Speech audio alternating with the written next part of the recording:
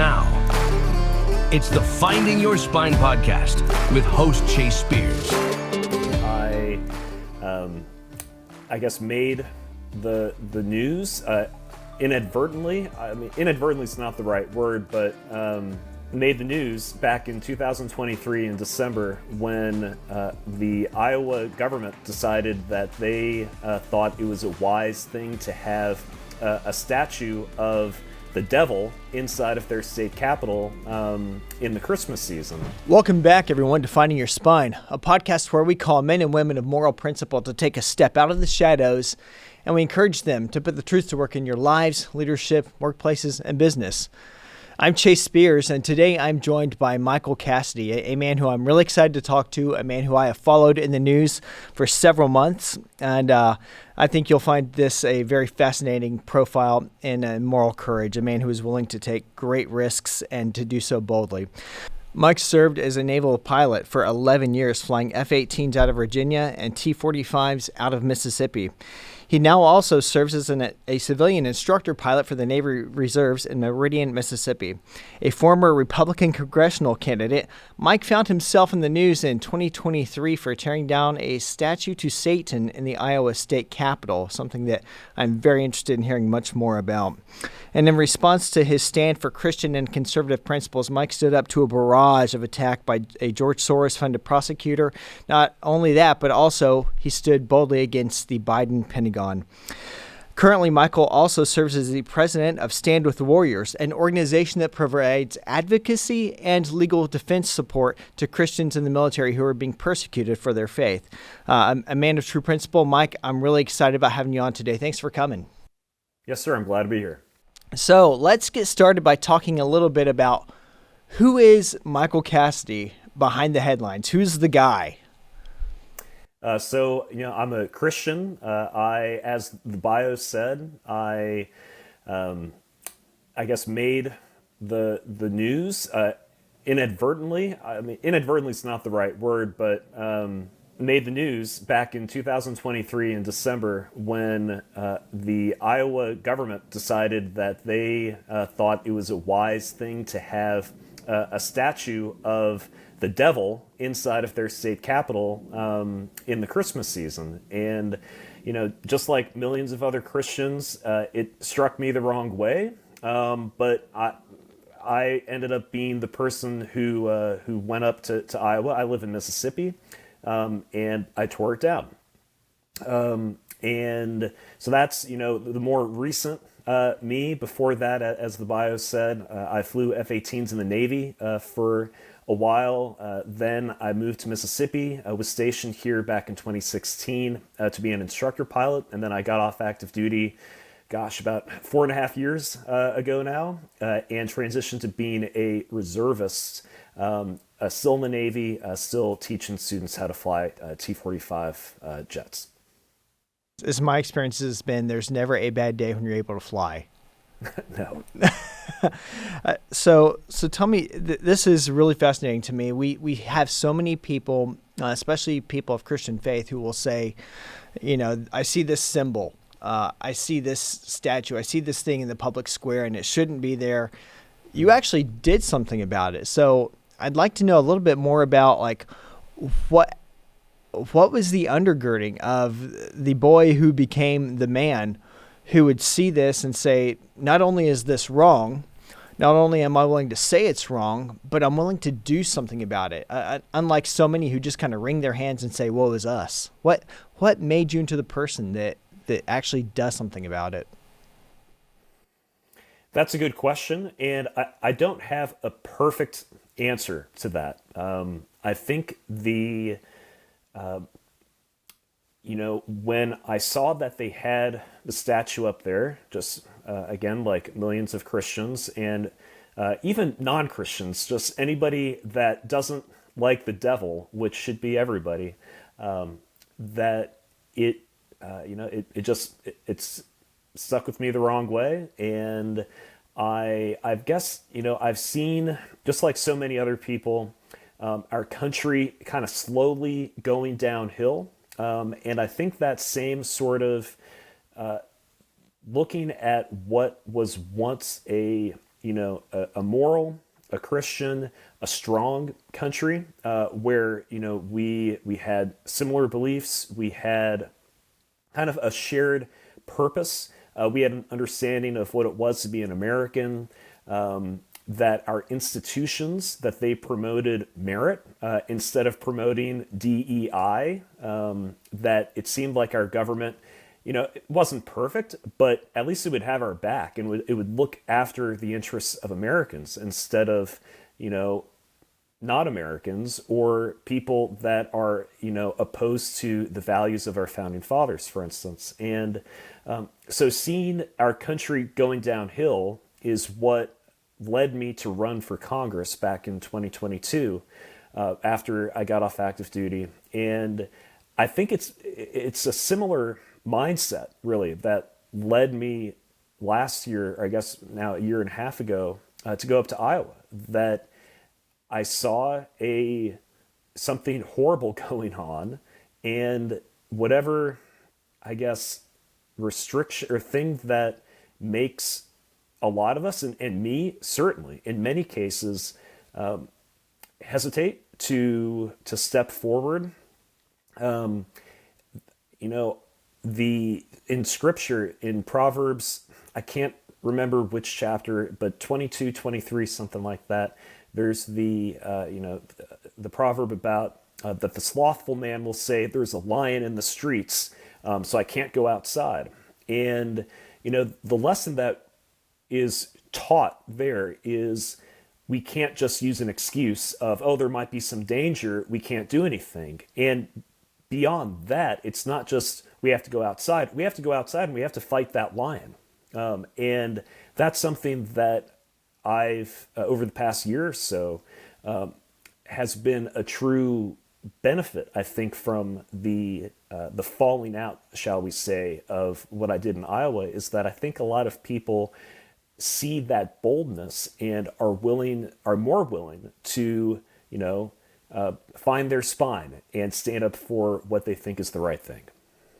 Mike, I love that you brought up that proverb. We talked about it a few days ago, and it's Proverbs 26:13. The sluggard says, "There's a fierce lion in the road. A lion is among the streets." And then, of course, the implication is, and does nothing. And I got to teach a Sunday school course last year on the book of Judges. And for any Christian who thinks we are called to be absolute pure pietists, and to sit back and take an overly broad view of Romans 13, I would encourage you to look at Judges. There's a lot of bravery there. I think back to Gideon. He was commanded by the Lord, this is in chapter 6, tear down the Asherah pole, tear down the altar to Baal, tear down the altars to the false god. And here's Gideon. He's being told this by the Lord God himself as a prophet. And he did it.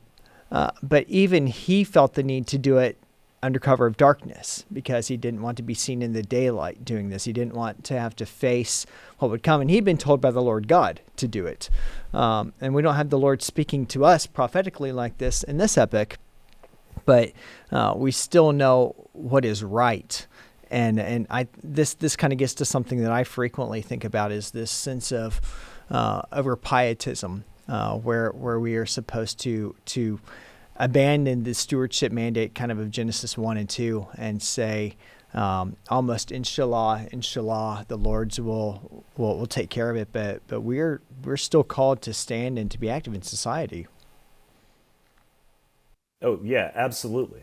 Absolutely. And even going back one book to Joshua, the chapter 1, verse 9 in the King James, have not I commanded thee, be strong and of a good courage, be not afraid, neither be thou dismayed, for the Lord thy God is with thee whithersoever thou goest. And, it's a bit archaic language, but I think it's beautiful, and it gets to, God speaking to Joshua and to the Hebrews going into the promised land, that, there's some heavy hitters in the promised land that they've got to go up against, but don't be afraid. The Lord is, he's watching over you. And if you're doing what is right in His eyes, then if you're doing what's right according to our faith, then don't be afraid. And it's so easy. It's so easy to be discouraged,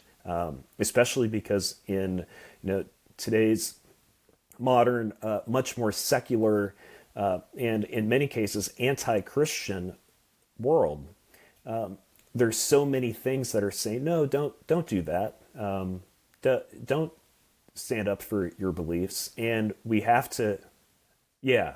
And that's even within the church, that's something that we, that you've alluded to it already, but unfortunately it's a very common strain to hold back from, doing what's right. Well, you were telling me, and again, for context for those listening to this statue went up in Iowa. It would not catch me, sadly, today it would not catch me by surprise, if we were talking New York State, California, Oregon, Washington State, plenty of states where I would see something like this. And because of where we're at culturally right now, historically, it would frustrate me, but it wouldn't surprise me. Iowa, red Iowa, conservative Iowa. And you mentioned that this was done during Christmas time. And I think back to, we just had Easter a few days before we're recording this. And 1 year ago on Easter, that was the day that the White House issued its proclamation on Transgender Day of Visibility. And the timing of that was not accidental. The timing of the statue that you took care of in Iowa during the Christmas season, not accidental, and absolute taunting. And one of the things that you shared with me when we talked a few weeks ago was they got people who want to pull society down.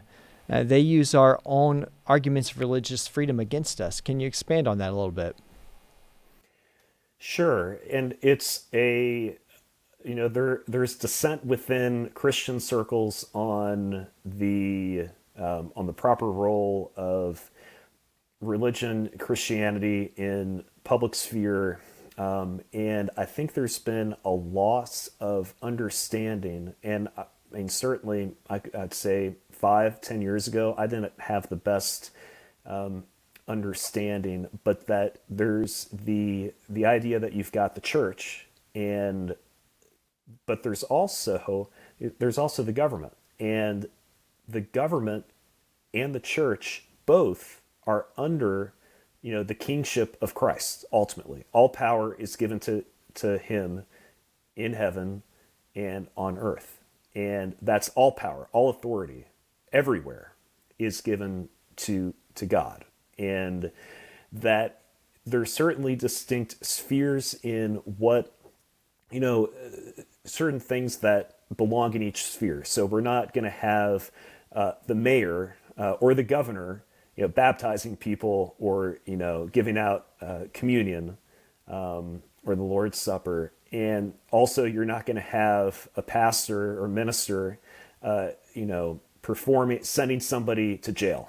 Those are distinct sectors, but the notion that the only place that you can discuss or have religious influence in the entire world is within the walls of a church, and then within the walls of your house, that just flies against millennia of Christian and Western tradition. It's just completely antithetical to our faith, and to our to the United States of America. Again, until very, very recently, this was just part of daily life.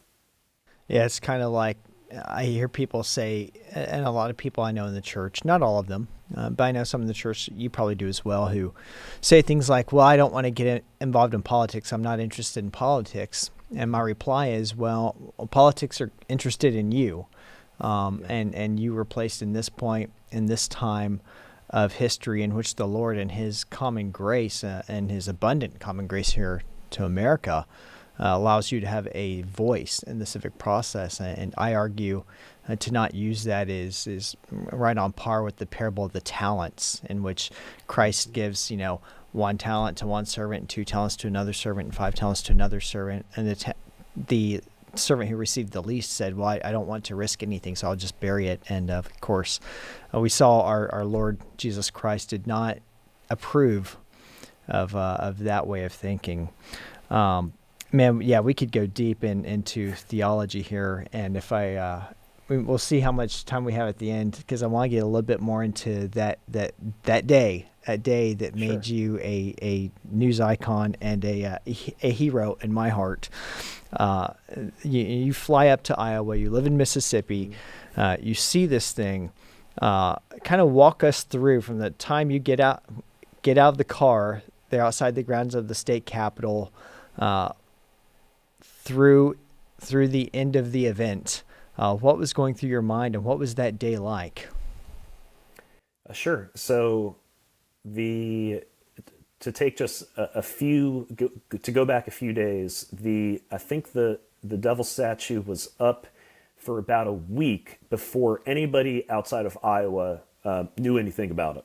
And it was on like a Saturday that a pastor and a state representative in Iowa posted about it and basically said, yeah, it's a blessing of liberty in so many words, to be able for Satanists to have satanic icons in state capitals.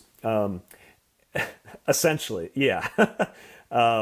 Those weren't his words. That's what David French has said about drag queen story hour as being a blessing of liberty, and we could talk about that for a while too.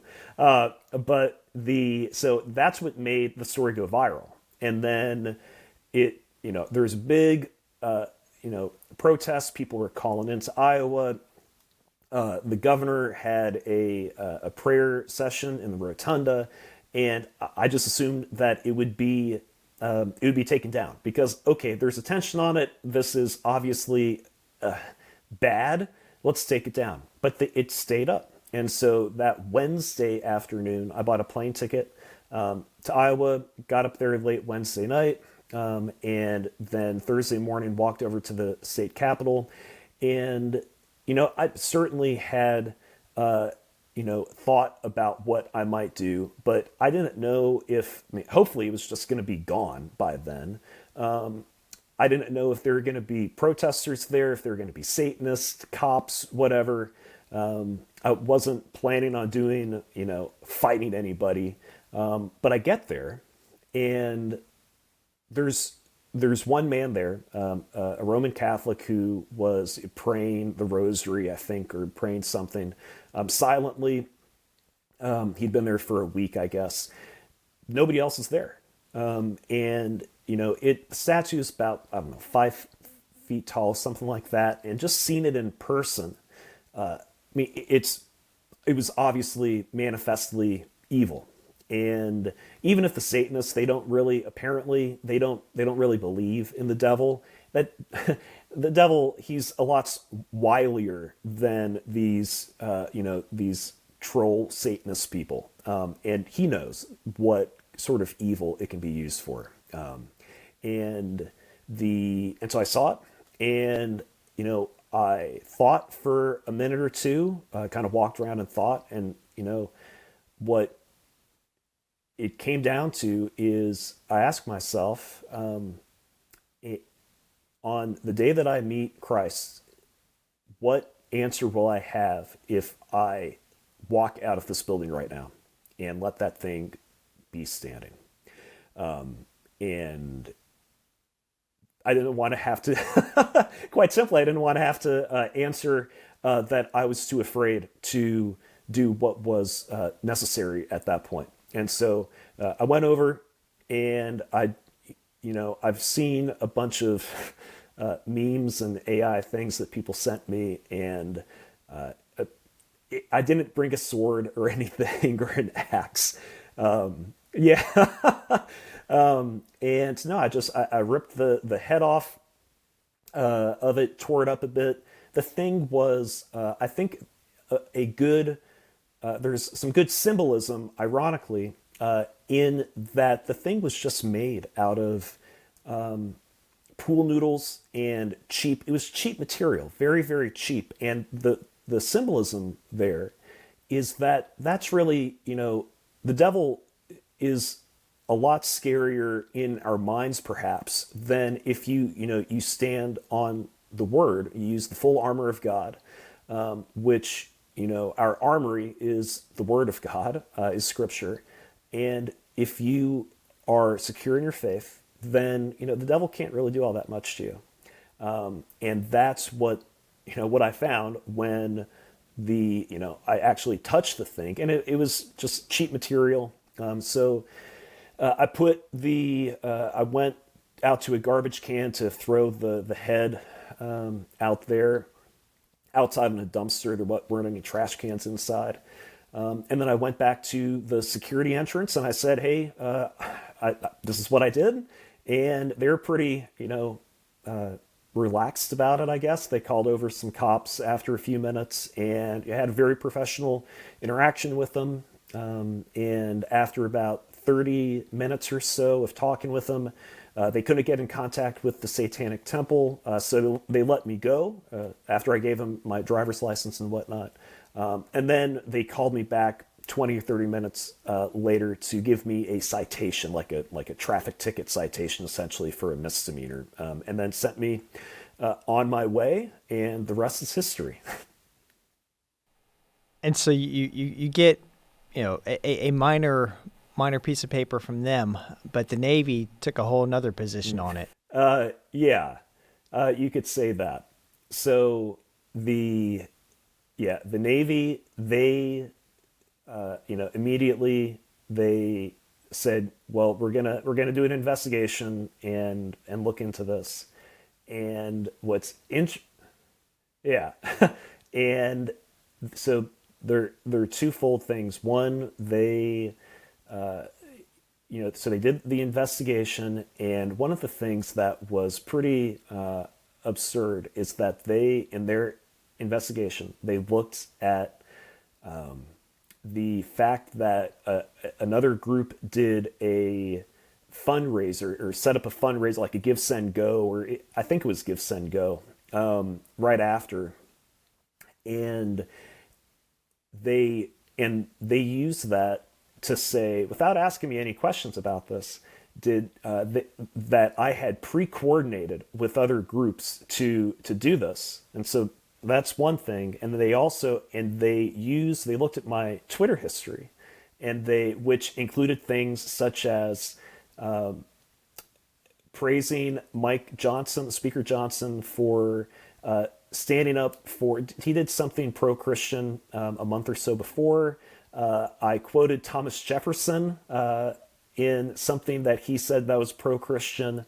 And they used that as evidence that I'm a Christian on one hand, and then the other bits of evidence that they pulled from the Satanic Temple's website to talk about how they're just, this friendly group that invites free speech discussion, and they're pro-abortion. And they use that as like a pro-Satanic Temple evidence. And this is, under the horrible culture of the Biden administration, this was still the Biden administration at the time. And so we're still, processing, fighting part of the Navy, because they still haven't allowed me to fly. And the other half to it is they try to kick me out, try to give me, I think it probably would have been a dishonorable discharge, for what they called was me performing a hate crime against a statue of the devil, a hate crime against the statue of a devil. And fortunately, about a month ago, we had that hearing, and the Navy board of a couple of 05s and an 06, they said, no, we're gonna let you stay in. But that was directed by at the flag level. And I'll leave it at that. One more thing, I'm a reservist. Everything that I say is my own opinion and not the position of the Department of Defense. I gotta tell you, I do not miss having to use that disclaimer. I do not miss Yeah. it. I keep thinking someday I'm actually going to write an article about how silly it is we have to use that, but that's Like, obviously. yeah, I got so tired of that when people would tell me you're in the army, so people will automatically assume anything you write is the army's, and I'm like, well, that's incompetence on the part of the reader if that's where they go with it. Yeah. But anyways, whole nother topic. Mike, again, I wish this surprised me, but I spent the last 3, nearly 4 years of my career under the Biden regime. And so I know the hostility in the ranks. And for the listeners, I want you to consider, we're trained as Americans. We go to the baseball game, and there's always this moment, we stand and sing the national anthem beforehand. There's always the token guy, a veteran that gets the seat of honor, and we all stand and clap. Everyone waves their hats, and rah rah military, those who served. And I'm not trying to take away any honor from those who served, but having seen just how evil the machine can be within, I always have a pause in the back of my head thinking, you know what? I appreciate the fact that Americans want to support their military today. I do, because it's immoral what was done to the Vietnam generation of troops. Absolutely immoral. So I'm glad we've corrected for that. But I think we've overcorrected to the point that Americans give a complete deference, a complete faith level trust. Oh, this is an institution that would do no wrong. And I know that's not true. That's not true. I mean, the Navy tried to prosecute you for knocking the head off a statue of Satan. I guess if you would have just, been the guy who pulled the trigger on a drone strike that killed an innocent family at Abbey Gate, you'd be totally fine. But, lop the head off a satanic statue, and they want to prosecute you. And I just think of what crazy mismatched priorities.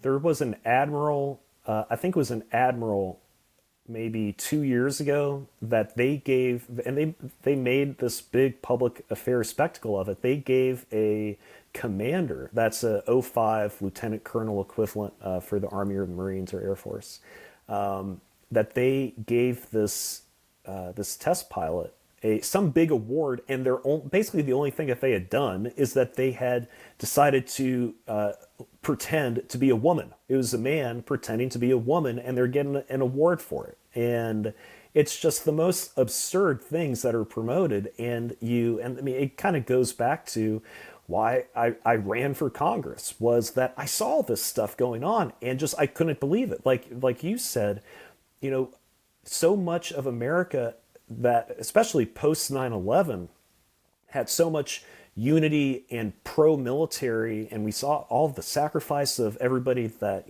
went to Iraq, Afghanistan, and elsewhere, and it's been great to see the cultural support for the military. But what so many people out there don't realize is how rotten so much of leadership and culture, I'll say mainly culture, has gotten over the past 10 to 15 years. And that's been one of the greatest blessings of the election last November, is that now we've got, it's a big boat to turn around. And there is a lot of inertia still going the other way, but the rudder is, the rudder's pegged full left, or full right, or whatever direction you want to say. And we're starting to turn that ship around. And that's been, I hope that continues. I'm sure it will continue. But we've got a ton of progress still to make. There is just, yesterday, I believe, that there is somebody who, working in the office of the Undersecretary of Defense, that got caught on a hidden camera saying all of this extremely negative things about the Secretary of Defense, and how he's going to do everything that he can to stop or to counter the actions of the Secretary and the President. And he's saying this openly. And so that just kind of tells you, if there's a guy this high up willing to say these things openly, what else is going on? So, as more of this comes to light, and these people, have their their appropriate day, then hopefully we can continue to accelerate the improvement in the lethality of the military, which is what the military is about. It's about deterrence first of all, but then when deterrence fails, it's victory in combat. And that's what the military is about. It's not about some social engineering thing. It's victory in combat. Yeah, I mean that's when you look at the constitutional justification for a military, that's what it is, to provide for a common defense. Yeah. Not to bolster economies of certain states and towns, not to serve as an agent of social change, and that's been lost. And I think back to my readings on why early Americans, our ancestors, they were not crazy about this idea of a large standing armed force, because they'd seen in earlier history what happens to that, and I think we've seen it recently in our history, and I pray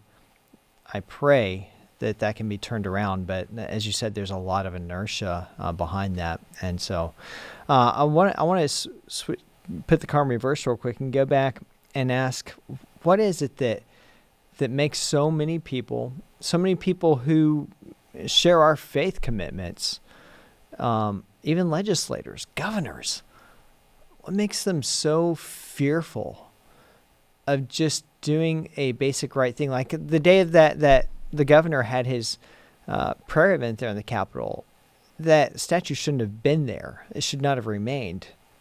Why is it that we are so afraid? Like it's like the elephant afraid of the chihuahua. Mm-hmm. There's I think multiple answers to that. One of them is that people are afraid of being sued in some cases. That's a reason why I think that the Department of Administrative Services in Iowa let the statue up in the first place, is that they were afraid of a lawsuit from the Satanic Temple to say that they were infringing their First Amendment rights. And that fear of litigation is certainly a huge factor in for many people when you think about, well, if I allow this, then I can still keep my job. If I don't go with this, if I fight it, then maybe I'm going to cause waves, and maybe I might lose my job. And people, especially the higher up you get, or the more responsibilities that you have, whether it's to family, that people can think, I don't want to rock the boat. And that's, of course, that's a very fair consideration in many cases. If you're providing for your family, you have to have wisdom about things that you're willing to do, because other people depend on you. But in so many cases, it's people not wanting to stand out. That it's a very natural instinct, I believe, to go with the flow. It's less risky to do something that the crowd is not doing. But that's what we need if you're on a boat, that you're on a river, you're on a boat, and you're about to go over a waterfall, you need to do something different. If you're a bunch of frogs in a pot of boiling water, you need to have a frog that says, hey, we need to get out of this pot right now. And there is I think our culture over the past several decades has really tried to neuter that leadership instinct, that leadership practice, where people that are going against, the flow of society, shall we say, that they can be demonized, to kind of use an ironic sense of that word. So those are a couple answers of why people are afraid, why people don't do the hard thing. And I think another part of it can be They don't want to be seen as mean. They don't want to be seen as abrasive. That, going back to what you had talked about a little at the beginning, I believe, about many Christians are hesitant to do something that they think would hurt their witness. And we should be more afraid of what God thinks of whether we're doing the right thing or not than if we should fear God more than we should fear the Satanic temple. And in our society, I think more people are afraid of the Satanic temple and the mean things they might do than they are of God. And the fear of God is the beginning of wisdom, as the scriptures say, and we should remember that. It absolutely is. I don't know if you're tracking this or not, but we had our own incident just across the state line in Kansas, where I live, a few weeks ago. There wasn't a statue, but there was a satanic group wanted to come into the Capitol and have a whole ceremony to dedicate the Capitol and the state to Satan. And this guy was allowed into the Capitol, and he was told, you can't perform your ritual, but you can come inside. The governor said you can do your ritual outside, still on state grounds. And he came inside the Capitol, went right under the rotunda, and I've been there many, many times. Beautiful place. And he begins performing this ritual, and the police are standing by doing nothing.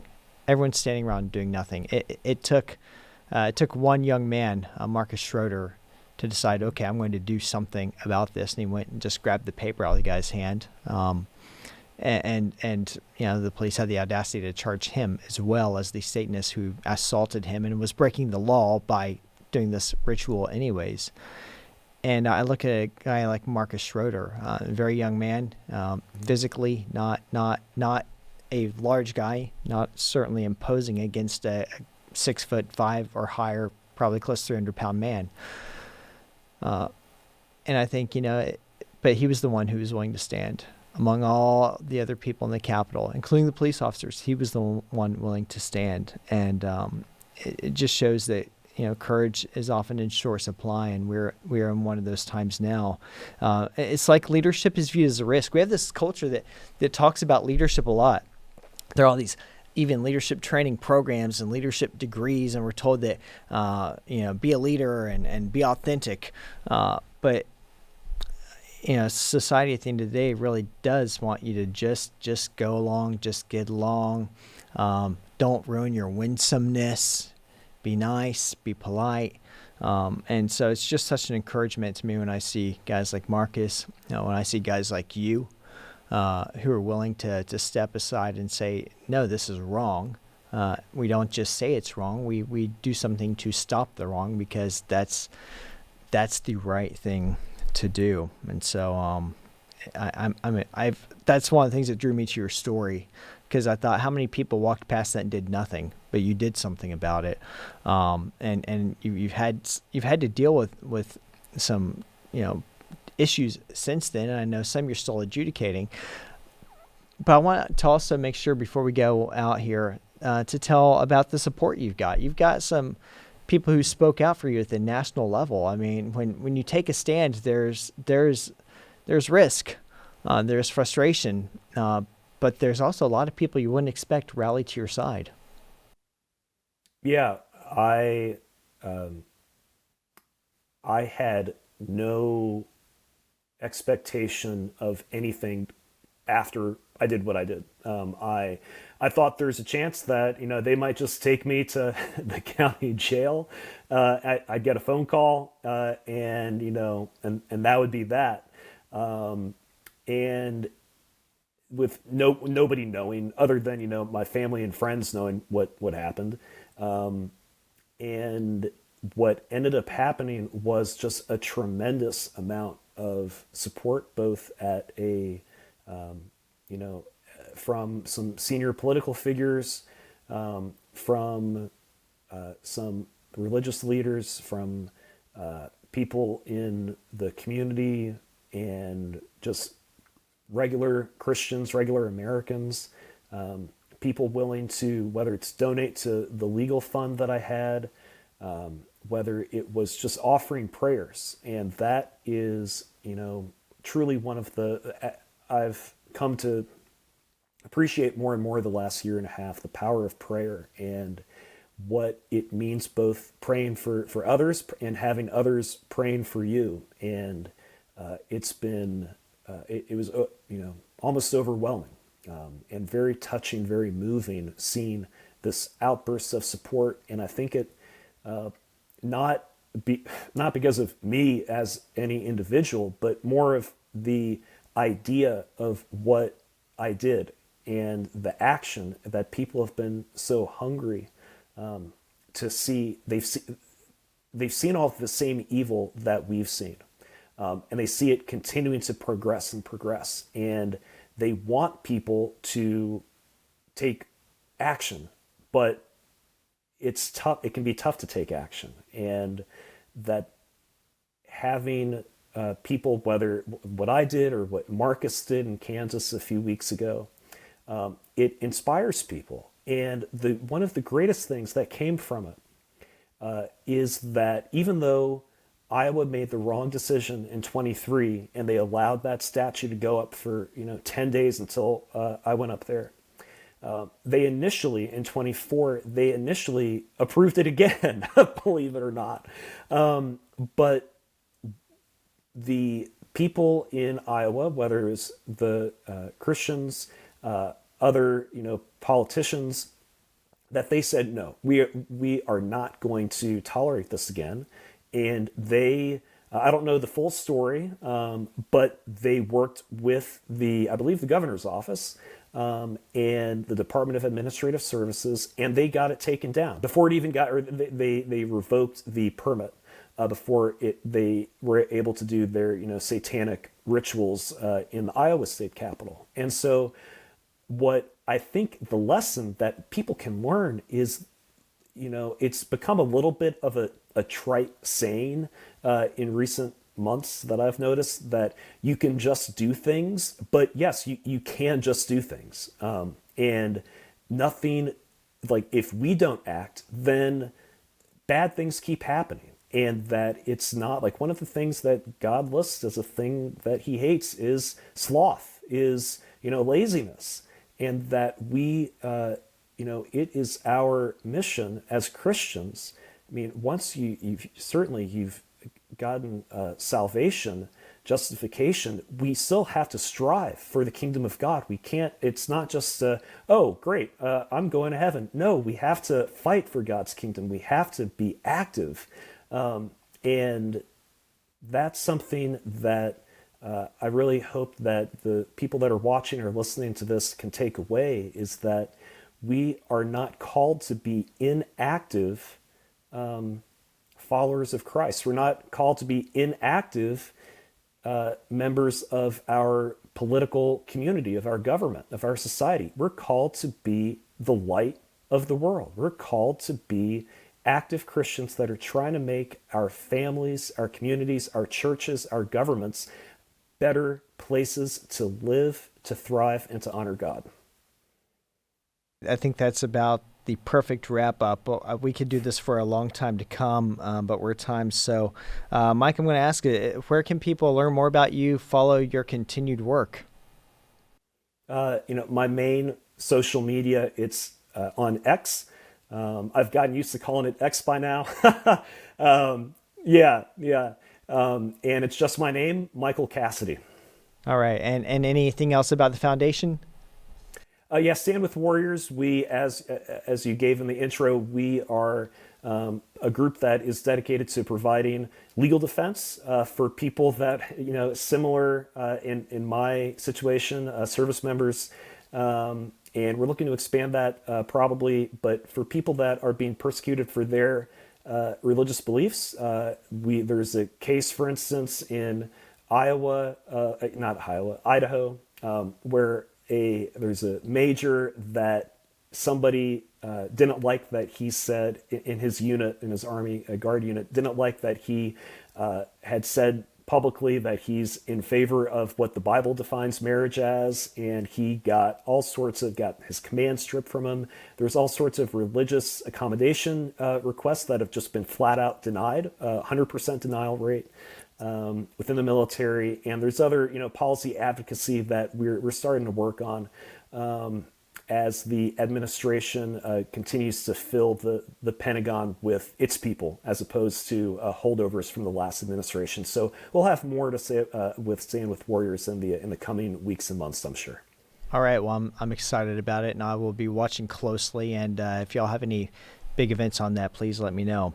This has been great. I've been enjoyed this conversation with Mike. I hope all of you got a lot out of it as well. This is what courage looks like. This is when you get beyond the pithy sayings and actually do something. I'm Chase Spears. I've been coming to you today from the Herzog Foundation Studios in Smithville, Missouri. To learn more about the amazing work the Herzog Foundation team does to catalyze Christian education nationwide and bring brave voices like Mike's to you, go to herzogfoundation.com. To learn more about me and connect with my other work, you can head on over to chasespears.com. Here on this podcast, I try to bring you stories and principles of courage, but it's up to you to put them into action. It's up to you to find your spine. So get to it. Thanks for listening. Remember to like and subscribe so you never miss an episode, and we'll see you next time on Finding Your Spine.